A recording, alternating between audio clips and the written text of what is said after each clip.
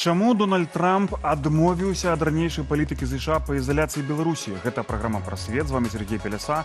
І таксама сёння. Чаму напружанне на мяжы Беларусі з НАТО падае, а на мяжы з Украінай расце? Владимир Зеленскі пачаў публічна троліць Лукашэнку. А Светлана Тихановская не пабаялася палетець у Арменію менавіта цяпер. Якая роля адведзеная Беларусі ў вялікай гульні супердзяржаваў? Злучаныя Штаты ведуць інтэнсіўны дыялог з Лукашэнкам. За гэтым стаяць прагматычныя прычыны. Якія? Ці зможа Вашынгтон змяніць лёс Беларусі?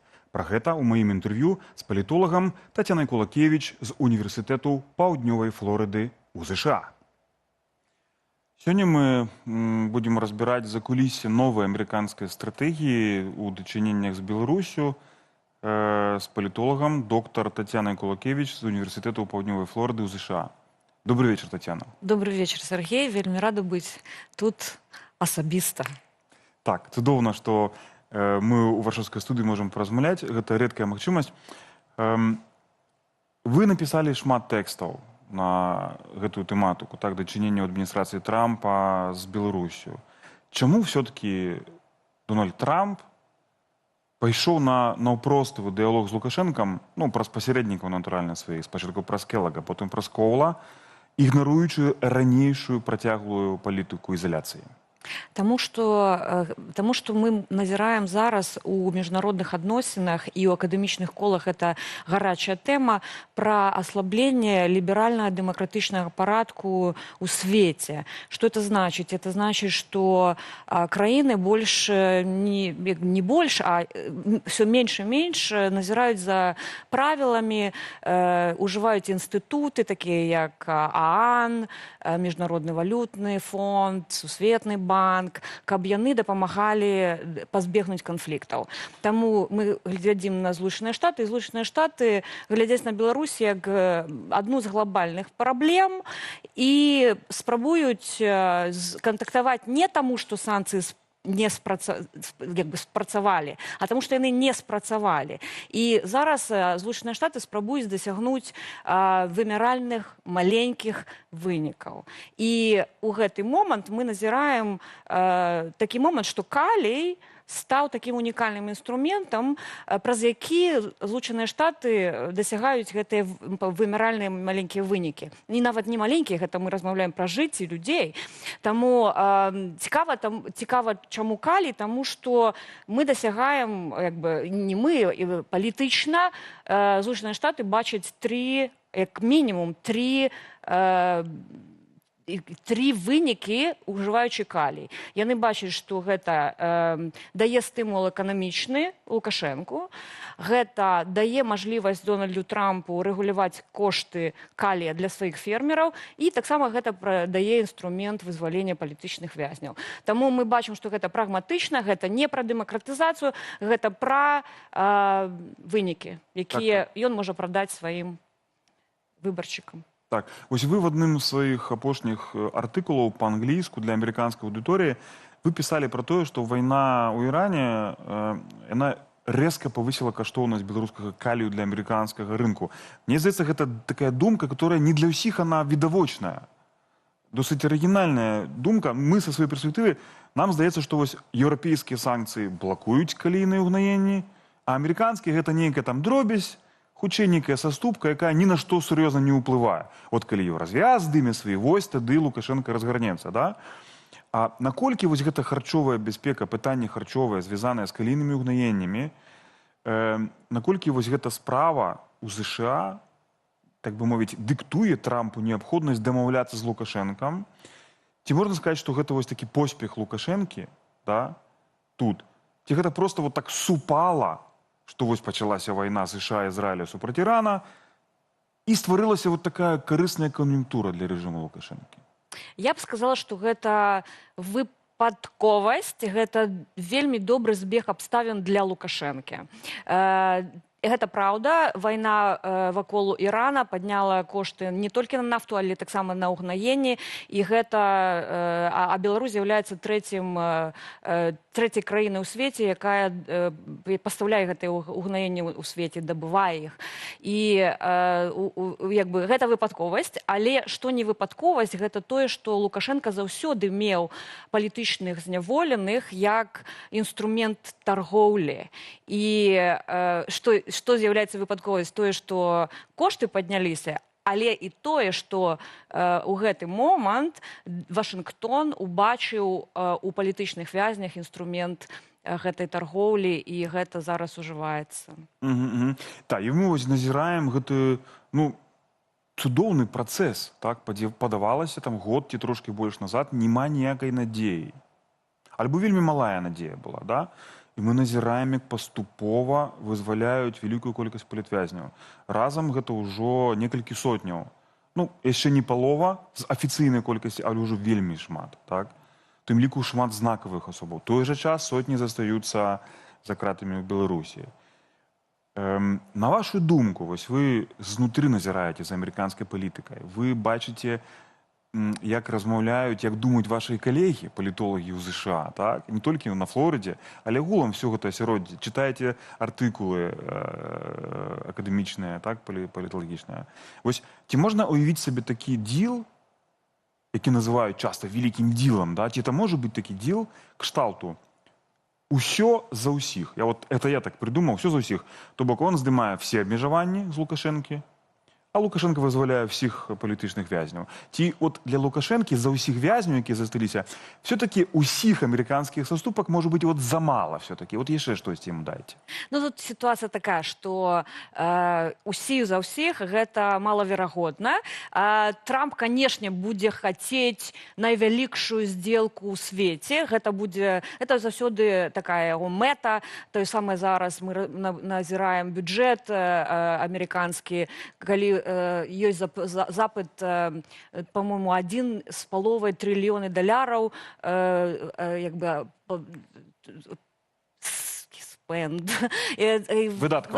прабачце, ангельская мова лезе. Выдаткаваць на абаронную прамысловасць такого не будзе, будзе нейкая дамоўленасць. Тое самае тут. Усё на ўсё гэта было б ідэальна, але гэта немажліва, таму што санкцыі ў Беларусі, яны не толькі супраць парушэнняў праў чалавека і не толькі датычацца палітычных вязняў. Яны таксама датычацца рэпрэсій, ваеннай інфраструктуры, Расіі, удзелу ў вайне супраць Украіны, і гэта не адно і тое ж. Таксама Лукашенко не аддасць усіх палітычных зняволеных, таму што гэта інструмент торгу, і ён ведае, што найвялікшае абмежаванне ён мае ад Еўропы. І будзе хацець мець гэты запас, калі адкрыецца гэты шлях. Таму мы не бачым усё за ўсіх, мы бачым толькі часткамі, і гэта будзе прадаўжацца часткамі, таму што гэта не цікава. Усё на ўсіх гэта не цікава для Лукашенка. Так, і вось вы сказалі ўжо пра Еўропу, і маё наступнае пытанне мінуты пра еўразвяз. Мы бачым, што адбываюцца два трэкі, як гэта называюць, між іншага, саветнікі Светланы Тихановскай. Амерыканскі трэк — гэта вось гэты, саступкі взамен на вызваленне палітычных вязняў, а еўразвязаўскі трэк, ён такі больш жорсткі, гэта санкцыі, якія не адмяняюць, і нават размовы пра гэта няма. Хаця в экспертным асяроддзі ўжо пачынаюць размаўляць пра тое, а можа быць і еўразвяз бы неяк там прыглядзеўся да ЗША, так? А Лукашенко заўсёды быў майстрам гульні на супярэчнасцях, так? Амерыканцы адно, еўразвяз другое. Ці не выходзіць так, што Дональд Трамп і ягоная адміністрацыя вось сваёй палітыкай разбураюць адзіны фронт заходні? Мы раней любілі казаць часта, да, захад, заходняя палітыка. Няма чагосьці такога, да? І вось Лукашенко можа выкарыстае гэта тое, што Трамп в одну сторону цягне, а еўразвяз другую, так? Бо гэта дае магчымасць Злучаным Штатам атрымаць нейкія бонусы, пахваліцца імі, хай сабе невялікімі, але канкрэтнымі, а ў Беларусі рэжым Лукашэнкі фактычна не зменіць нічога. Вось як вы гэта ацэньваеце?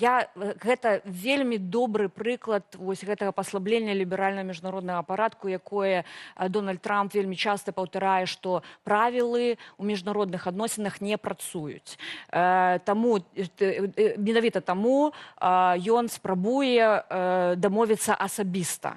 І у гэтым ён бачыць вынікі, і гэта працуе для яго, таму што Амерыка, яна глобальная дзяржава, яна бачыць Беларусь як праз прызму Украіны, Расіі, Кітая, што для яе больш важна. І таму спрабуе дасягнуць канкрэтных вынікаў, таму што бачыць, што санкцыі, якія былі наказаннем за парушэнне праў чалавека, яны не спрацавалі, і яны хочуць нейкія вынікі, якія можна ўбачыць і прадаць дома. Але калі мы паглядзім на Еўропу, тут іншая сітуацыя, тут геаграфічна Еўропа мяжуе з Беларусю. Гэта пытанне бяспекі, гэта пытанне мяжы. Вайна ва ўкраіне побач. Таму Еўропа глядзіць на Беларусь па-іншаму. У яе іншыя прыярытэты, чым у Злучаных Штатаў. І таму мы бачым розныя інтарэсы, нацыянальныя інтарэсы і розныя падыходы да Беларусі. І гэта так будзе прадаўжацца. Польшчы, напрыклад, невыгадна мяняць сваю палітыку, таму што на мяжы праблемы. Толькі пасля сканчэння вайны ў Украіне і гледзячы, што будзе з Расіяй. Так. Зразумела. Ну, але вось адначасова мы заўважаем, што тых жа мігрантаў, гэтых нелегальных, якія некалькі год атакавалі польскую мяжу, іх стала ўжо менш, і адначасова і Анджэя Пачобута абмянялі. Але вось, вяртаючыся да ЗША і гэтых калійных угнаенняў, мы досыць часта разважаем пра тое, ці гэта вось такая простая меркантыльная палітыка, ці за гэтым стаіць геапалітыка, так? Ну, вядома, што нейкі час таму з'явіўся, нават некалькі артыкулаў з'явілася вядомага амерыканскага аналітыка Уэса Мічела, які тлумачыць новую стратэгію Трампа, так? Ну, калі проста казаць, то гэта гаворка ідзе пра тое, каб не весці канфлікту, канфрантацыі ці, не дай бог, войнаў на двух кірунках, там, умоўна, Кітай і в Еўропе супраць Расіі. Каб пакінуць адзін кірунак, на ім сканцэнтравацца, а еўрапейскі фронт аддаць еўрапейцам. І вось, улічваючы гэта, мне падаецца, што праўдападобна выглядае тое, што вы пішаце ў сваіх тэкстах, што ёсць у ЗША мэта выцягнуць Беларусь з-пад уплыву Кітая. Ці зменшыць гэты ўплыў, можа, хутчэй. А менавіта ў Кітаі ідзе большасць калійных угнаенняў, каля 70%, так? І у выніку таксама паменшыць залежнасць ад расійскіх партоў, як транзітных кропак для перевалкі, пересылкі гэтага калія, да? Наколькі, на вашу думку, і цяпер пытанне, наколькі, на вашу думку, рэальна перекупіць Лукашэнку, зменшыць ягоную залежнасць ад Кітаю, ад расійскіх партоў, эканамічнымі саступкамі, калі ягоная бяспека, ягоная, як бы, палітыка ўсё роўна моцна завязаная на Крэмлі, па руках і нагах? І гэта добрае пытанне, і я бы сказала наступнае. Тактычна можна трохі адцягнуць, але лаяльнасць Лукашэнкі купіць немажліва. І ён пра гэта публічна сам размаўляе і расказваў Коулу, што я за спіной Пуціна ні аб чым дамаўляцца не буду.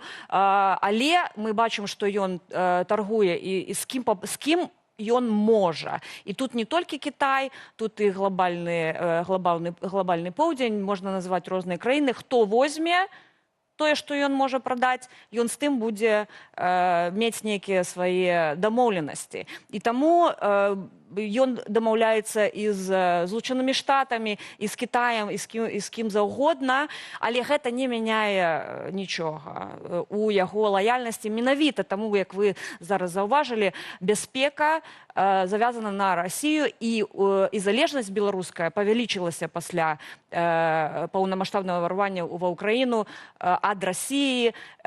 І самае нагляднае это тое, што арміі, прысутнасць расійскіх войскаў на тэрыторыі Беларусі. Гэта парушае беларускі суверэнітэт, і з гэтым таксама ён не можа гэтага не ведаць і не бачыць, і гэта лімітуе яго манёўры, а Злучаныя Штаты, прадаючы свае, робячы здзелкі, гэта яму дапамагае у тым, што у мяне ёсць все-таки нейкі там манёўры, і яму гэта выгадна, конечно. Мгм. І у меня апошняе пытанне. Ось акурат в сувязі з вайной Расіі супраць Украіны. Мы назіраем, што пасля пробую в галаве палічыць, колькі год. 4 гады ўжо мінула, больш 4 год. Нарэшце, Путін запрасіў перемир'я на пару дзён, і то не наўпрост ва украінцаў, бо ён жа не прызнае ні Зеленскага, ні Украіну, а ў Трампа. Так, бо яму парад трэба правесці. Але штосьці, як кажуць, в лесе здохла, так? Бо такога не было, это штосьці невіданае адбываецца. Ясна, што будзе маса парушэнняў, яны будуць забіваць людзей, это зразумела, але тым не менш мы бачым, назіраем нейкую змену. Што не азначае, што вось некбы перамоўны трэк, мір блізкі недзе, але мы бачым, што мір гэта набліжаюць украінцы, прымушаючы Расію да міра. І можа быць, вось гэта будзе першы такі званочак, вось гэта перамір'е на дзень перамогі. І вось сувязі з гэтым пытанне апошняе.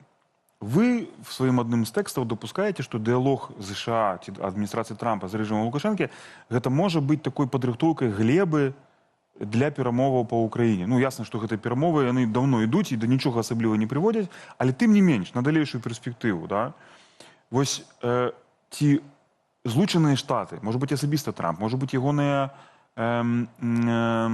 эксперты, ягоныя дарадцы, якія займаюцца Беларусю, на вашу думку, палітыку амерыканскі, яны адводзяць нейкае месца асаблівае Беларусі вось у справе вайны Расіі супраць Украіны, заканчэння гэтай вайны, так?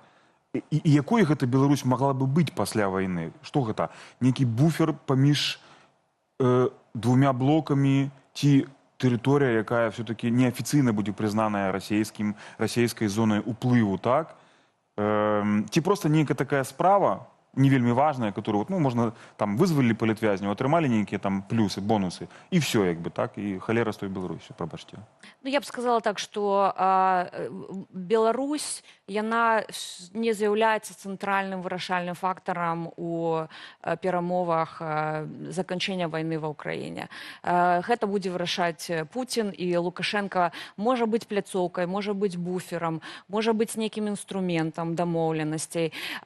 У чым Трампа зацікаўленасць у тым, што каб убачыць, а што ён можа новага сказаць, гэта яму карысна. Але Лукашенко не ўплывае на рашэнне Пуціна.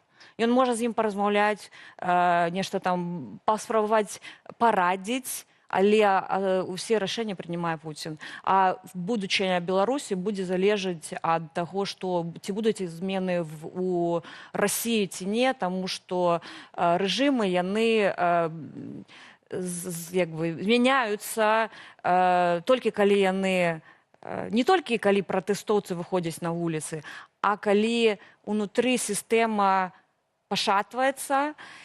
А ў нашым выпадку, у беларускім выпадку, яшчэ існуе роля Расіі, якую мы называем чорным рыцарем.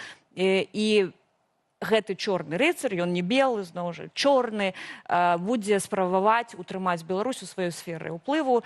І калі нешта будзе змяняцца, вось зараз я чытала апошнія навіны, што Пуцін сидзіць у нейкіх там бункерах, ці праўда это ці неправда, калі ён пачынае баяцца нейкіх там зменаў знутры сваёй краіны, таму тады мы пачынаем думаць, а можа і ў Беларусі ёсць шанец. Але калі скончыцца вайна нейкай дамоўленасцю і Пуцін застанецца ва ўладзе, то будзем яшчэ чакаць нейкае акно мажлівасцяў. Так, ну, але будзем спадзявацца, што вось тое, што адбываецца, гэты парад недароблены, так бы мовіць, і запыт да Трампа, хаця б пра караценькае перамір'е, каб правесці гэтую урачыстасць рытуальную, так, што гэта нейкі там пачатак, скажем так, канца вайны, так. Хаця вялікай надзеі на гэта на дадзены момант прынамсі няма. Надзея ёсць толькі на украінскія збройныя сілы. Так. І што ў выніку Беларусі, як часта паўтараюць беларускія палітыкі, беларускія эксперты, не стала суцішальным прызам для Пуціна, які не здабудзе ўсю Украіну, але Беларусь захапае ўсю.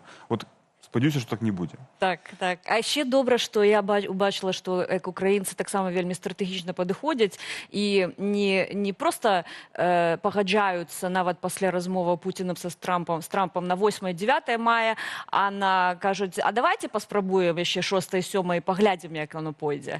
Так. Гэта цікава. Яны такім чынам перахоплююць ініцыятыву.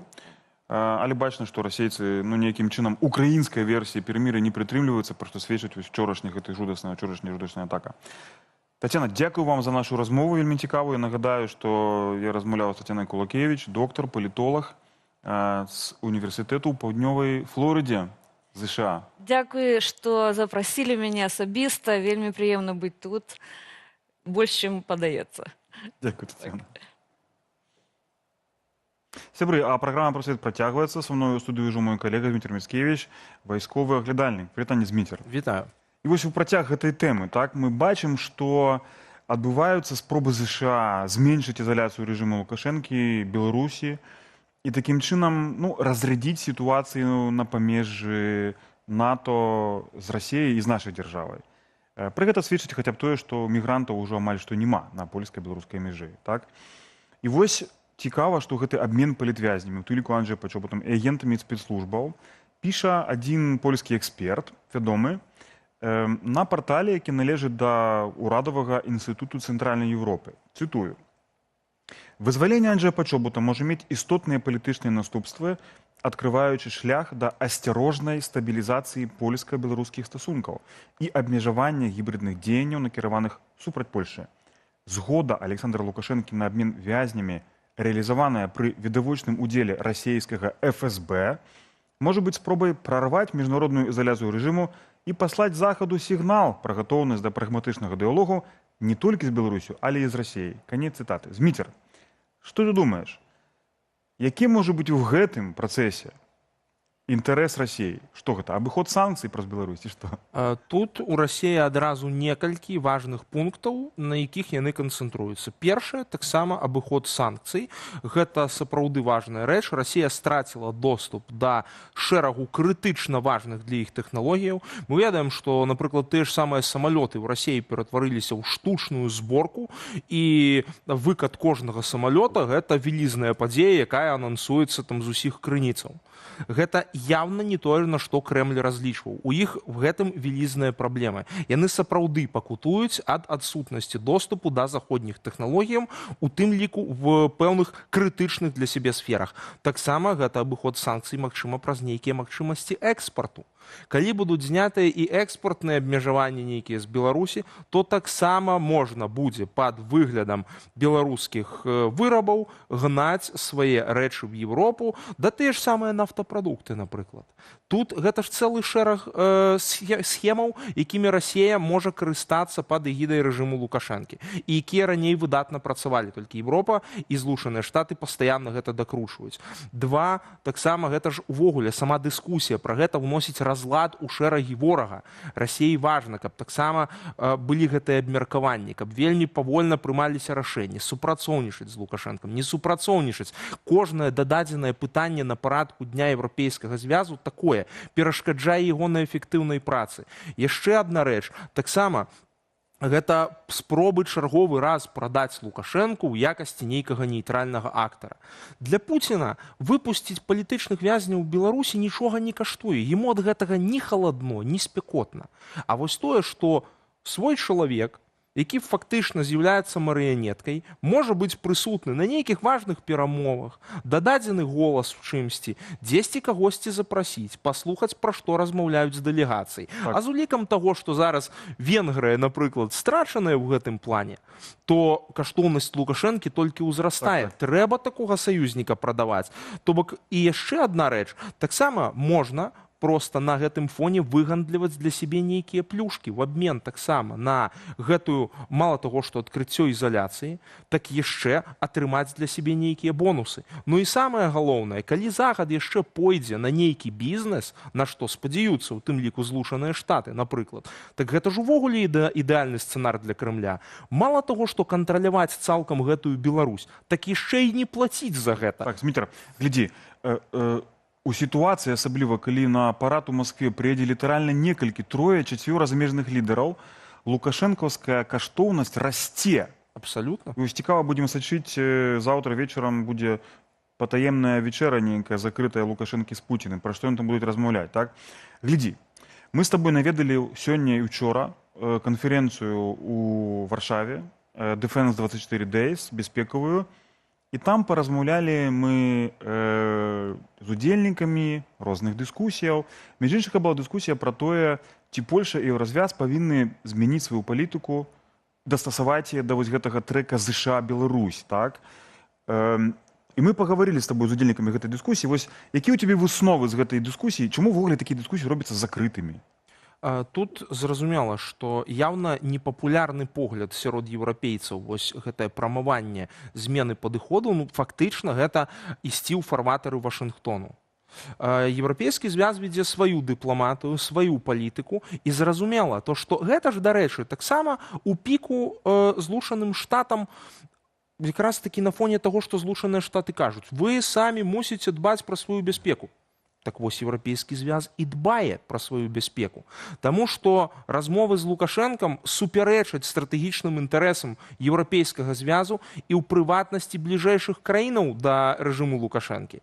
Таму што якраз такі ён стварае вялікія праблемы. Гэта Лукашэнка ангажуецца ў вайну супраць Украіны. Гэта ён ўсё больш вцягвае беларускую прамысловасць. Але зразумела то, што ў Злучаных Штатаў тут ёсць свае інтарэсы, якія яны пераследуюць. Дмітрий, мы там размаўлялі таксама з экспертамі падчас дыскусіі, задавалі пытанне. Між іншага, я запытаў польскага эксперта, вядомага, былога дырэктара Цэнтра ўсходніх даследаванняў Адама Эльберхарта, пра тое, чаму апошнія месяцы мы бачым такую рэзкую змену палітыкі Кіева да Менска. Вось гэтая рэзкая рыторыка, нагнетанне атмасферы небяспекі на мяжы Беларусі з Украінай. Ён заявіў, што Зеленскі бачыць слабасць Лукашэнкі і таму яго троліць. Твой каментар вось да такога адказу. Я б не сказаў, што гэта проста тролінг. Таму што, па-першае, украінцы бачаць, што пагрозы рэальныя. Пра гэта неаднаразова яны выказваліся, ёсць тыя ж самыя рэтрансляторы. Ёсць той же самы ўдзел беларускай ваеннай прамысловасці в дапамозе Расіі. Прытым гэта часта вельмі важныя рэчы для расійскай ваеннай прамысловасці.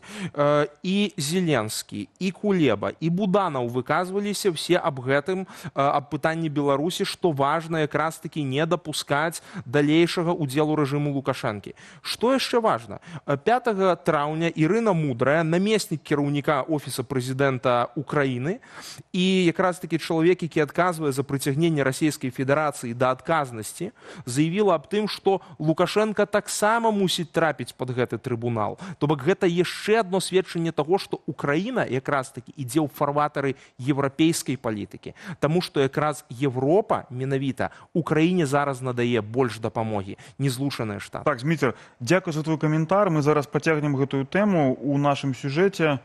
На мяжы Беларусі і Украіны зноў фіксуюць падазроную актыўнасць, верталёты і нават паветраны шар. Кіеў расцэньвае гэта як магчымыя правакацыі і сігналы эскалацыі. Украінскае камандаванне абяцае трымаць сітуацыю пад кантролем і гатовае да адказу. На гэтым фоне узмацняецца ўзаемная напружанасць і з'яўляюцца новыя санкцыі. Ці можа гэта стаць пралогам да новага этапу канфлікту? У мінулыя выходныя беларускія вайскоўцы зноў правяралі пільнасць памежнікаў Украіны. Маніторынгавыя каналы паведамілі пра некалькі верталётаў, а пазней з'явілася інфармацыя пра паветраны шар паблізу мяжы. Украінскі галоўнакамандуючы стрымана паабяцаў адказную рэакцыю. Також напередодні була доволі специфічна активність на ділянках кордону України та Білорусі з боку Білорусі.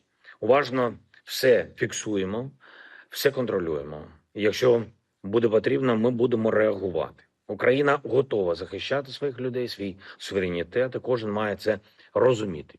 Кого намагається втягнути в будь-яку агресивну активність проти України.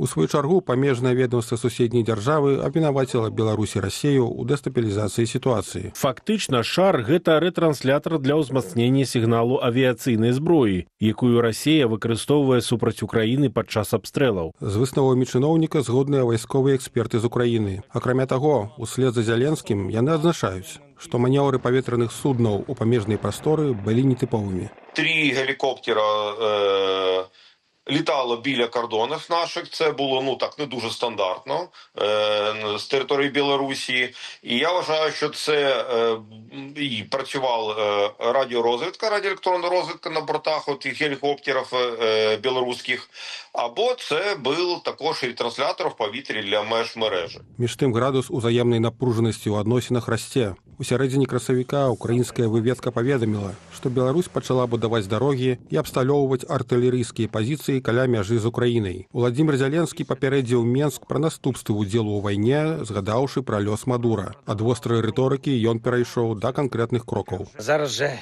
я підписав ще новий санкційний пакет України, вагомий пакет, в тому числі щодо суб'єктів з Білорусі. Це сигнал багатьом нашим партнерам, на що варто тиснути, щоб все ж таки зменшувати рівень цієї війни, її інтенсивність. Треба, щоб Білорусь не була втягнута у війну.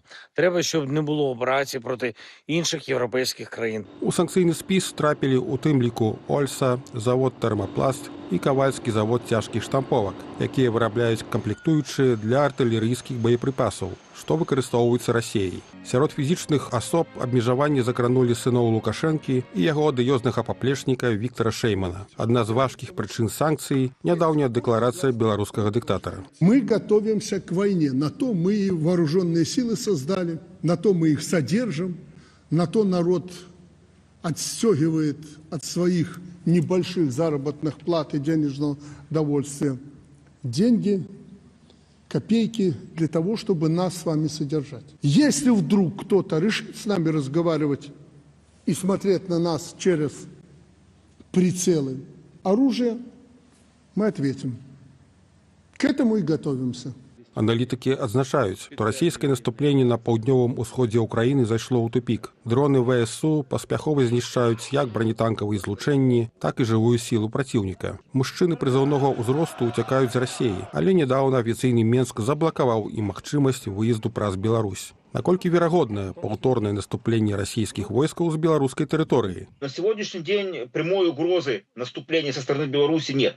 То есть нет войск, которые могли бы там концентрироваться и создавать ситуацию, которая была бы похожа на то, что было у нас зимой 22 года перед началом полномасштабного вторжения территории Украины. Мінулы год у Беларусі прайшоў пад знакам бясконцых праверак баявой гатоўнасці арміі і гучнай ваяўнічай дэмагогіі Лукашэнкі. Але ўступленне ў вайну пагражае яму не толькі незадаволенасцю часткі генералітэту і грамадства, але і стратай усёй нафтаперапрацоўчай прамысловасці пад ударамі украінскіх дронаў і ракет. Дыктатар умее быць рацыянальным, калі гаворка ідзе пра захаванне асабістай улады.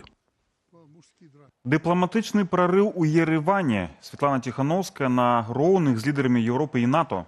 Пакуль афіцыйны Менск шле ноты пратэсту, кіраўніца аб'яднанага пераходнага кабінету дамаўляецца пра гістарычны візіт у Кіеў і робіць смелыя сімвалічныя жэсты, на якія адважыцца не кожны прэзідэнт. Чаму саміт у Арменіі стаў балючым ударам для Пуціна і Лукашэнкі? Глядзіце ў нашым матэрыяле. Лідер Арменії Нікол Пашинян моцна ўкалоў Пуціна, зарганізаваўшы саміт еўрапейскай супольнасці ў Ереване. Сярод удзельнікаў былі прэзідэнт Францыі Эмануэль Макрон і лідарка Еўразвязу Урзуля фон дер Ляйен і генсакратар НАТО Марк Рутте. Але найбольш забалела Пуціну бадай ад візіту Ереван Владзіміра Зяленскага, бо Арменіі дагэтуль застаецца расійская вайсковая база. Балюча стала і Лукашэнку, бо на запрашэнне армянскага МЗС да саміту долучылася і Светлана Тихановская. Лидер демократической Беларуси Светлана Тихановская представляла свою страну в качестве избранного президента. В связи с этим, конечно, Министерство иностранных дел Беларуси, они возмутились, вызвали нашего временного поверенного в Минске и вручили ноту протеста. По правде говоря, это нас особо и не впечатляет.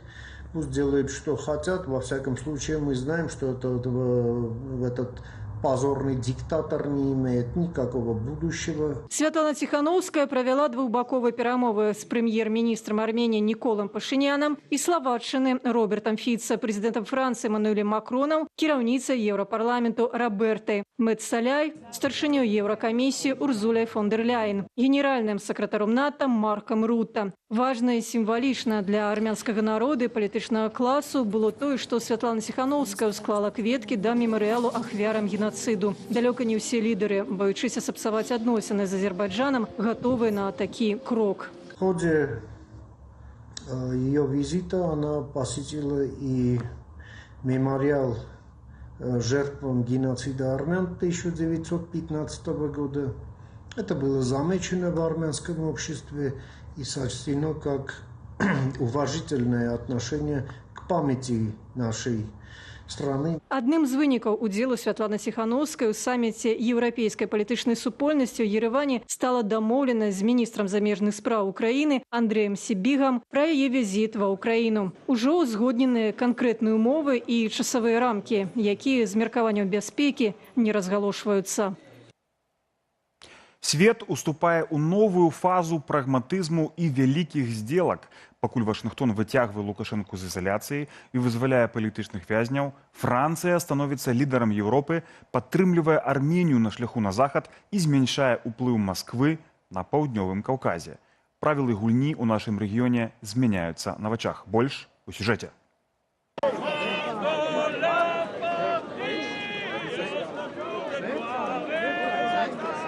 Под імправізаваныя спевы, марсельезы і словы ўдзячнасці. Гэтак Эммануэля Макрона сустракалі жыхары Ерэвану. Прэзідэнт Францыі ў суправаджэнні армянскага прэм'ера Нікола Пашыняна адразу па прылёце на саміт еўрапейскай палітычнай супольнасці зладзіў экскурсію па сталіцы Арменіі, а ўжо раніцай наступнага дня выправіўся на вулічную прабежку, гэтым разам у кампаніі мясцовых сабак. Візіт прэзідэнта Францыі ў Ерэван фактычна стаў пацверджаннем кардынальнага павароту ў жыцці гэтай краіны. Макрон абвясціў Еўропу, якая распрасціраецца ад Ісландыі да Каўказу, а саму Арменію ахарактарызаваў як краіну, якая зрабіла выбар на карысць геапалітычнай большасці. Мы хочам узяць удзел у досведзе Арменіі 21 стагоддзя. Арменіі, якая больш не залежыць ад Расіі, а цалкам паварочваецца тварам да Еўропы і знаходзіцца ў цэнтры еўрапейскай палітычнай супольнасці.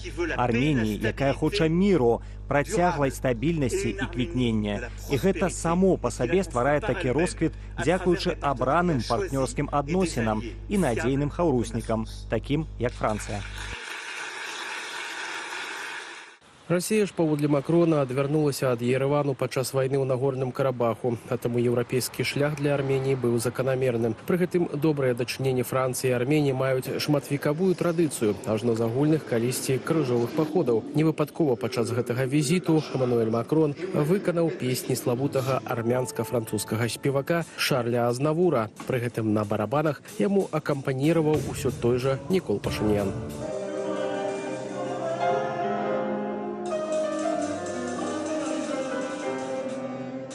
Уже на наступны дзень Эммануэль Макрон ушанаваў памяць ахвяр генацыду армян.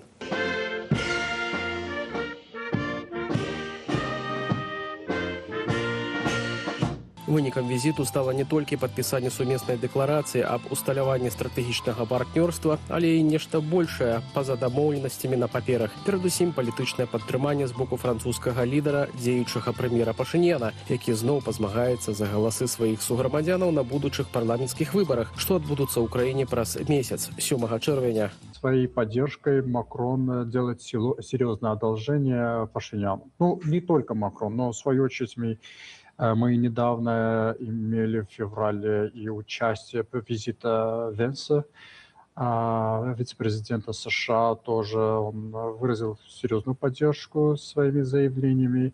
Это было с определенной точки можно рассматривать эту ситуацию как вмешательство во внутренніх делах. Сам Пашынян, які прымаў на гэтым тыдні лідараў еўрапейскіх дзяржаваў, у сваёй прамове падкрэсліў асаблівую ролю Макрона ў еўрапейскім развароце Арменіі. Я хацеў бы выказаць вам асаблівую падзяку за падтрымку дэмакратычных рэформаў Арменіі. У гэтым кантэксце мы сапраўды уступаем у новую дынамічную фазу ў нашых адносінах з еўрапейскім звязам. І тут я павінен падкрэсліць падтрымку Францыі і асабіста вас, таму што еўрапейскі звяз мае ключавое значэнне для рэалізацыі дэмакратычных рэформаў і развіцця інстытуцыйнага патэнцыялу нашай краіны. Зрэшты, нягледзячы на еўрапейскі вектар Ерэвану, у Арменіі па-ранейшаму знаходзяцца расійскія вайсковыя базы, а самая краіна пакуль што з'яўляецца сябрам АДКБ і ЕАС. Хоць сам Нікол Пашынян ужо неаднаразова заяўляў аб будучым выхадзе ягонай краіны з гэтых прарасійскіх структураў. Дарагія сябры, гэта ўсё на сёння ў прасвеце. Для вас працавалі я, Сергей Пеляса, і ўся каманда нашай праграмы. Калі для вас гэта бяспечна, калі ласка, пракаментуйце гэтае відэо, выкажыце свае думкі, крытыку, можа запрапануйце нават тэмы, якія мы разгледзім і, хто ведае, можа быць, займемся імі праз тыдзень. Дзякую вам за ўвагу, бывайце і трымайцеся.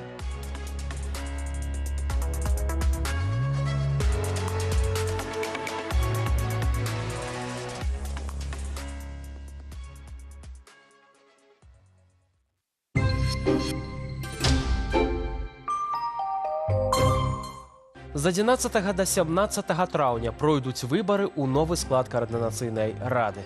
А ўжо 10 траўня тэлеканал «Белсат» як галоўная незалежная пляцоўка правядзе дэбаты кандыдатаў.